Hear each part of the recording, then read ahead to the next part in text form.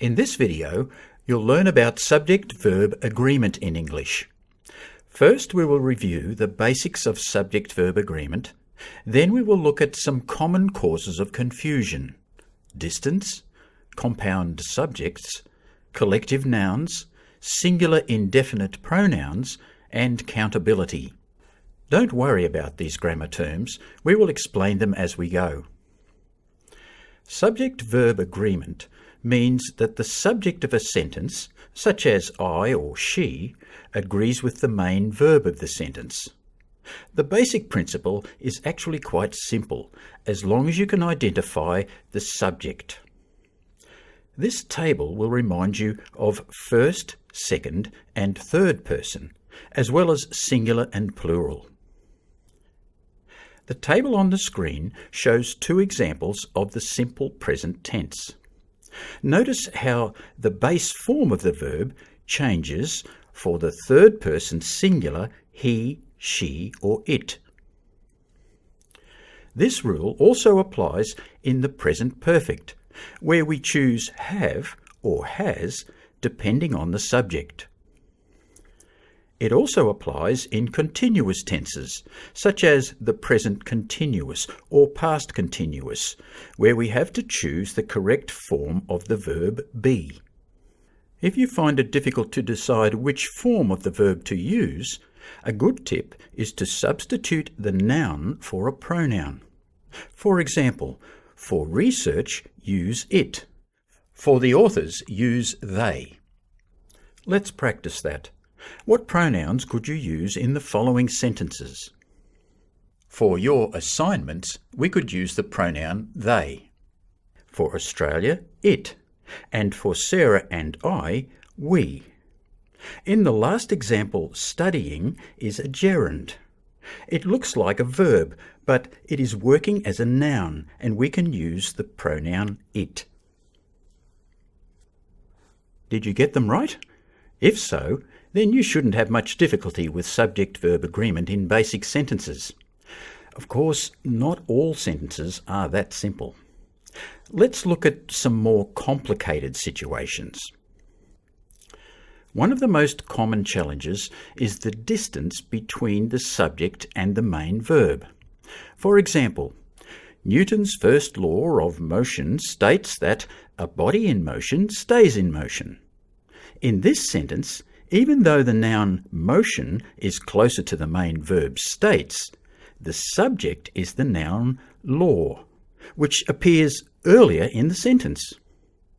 Sometimes you need to look back in the sentence to identify the subject. Don't assume that the subject is the noun just before the verb. If you find it hard to identify main verbs and subjects, try the exercises below. Now let's look at compound subjects. That is, when a sentence has two subjects. For example, the tutor and the student are discussing the lesson. In this sentence, the tutor and the student together mean they, so the verb needs to agree with they. So we can say are discussing, not is discussing. The next example combines a positive and a negative subject. With compound subjects like this, the verb agrees with the positive subject. Next, let's look at collective nouns. These are words like group, crowd, team, and committee. These are words that refer to things that have been grouped together, but grammatically they are considered as one thing, like it.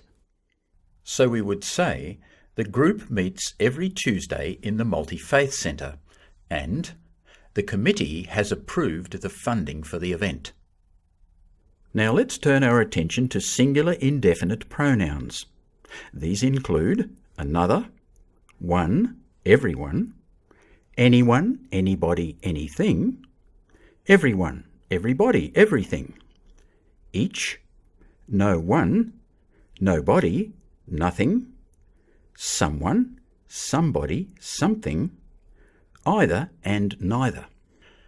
Because these words refer to only one thing, the verb should take the third person singular form. In other words, it works like the pronoun it. There are 4 factors. Each affects the pricing of the product significantly. This is still true when there is a distance between the subject and the verb, as we saw earlier. Each of the 4 factors affects the pricing of the product significantly. Notice that the verb affect takes the third person singular form to agree with each rather than factors. Another area affecting subject-verb agreement is countability. If a word is uncountable, the related verb will be in the third person singular form, like it. For example, the information in this book is irrelevant, but the students in this class are punctual. This is still true when quantifiers are used.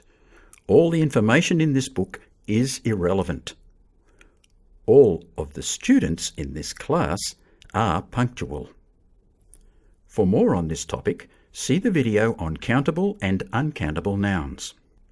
This video has introduced you to how to recognize the subject of a sentence, the form of the subject, and some of the challenges with subject-verb agreement. Now try some of the exercises below.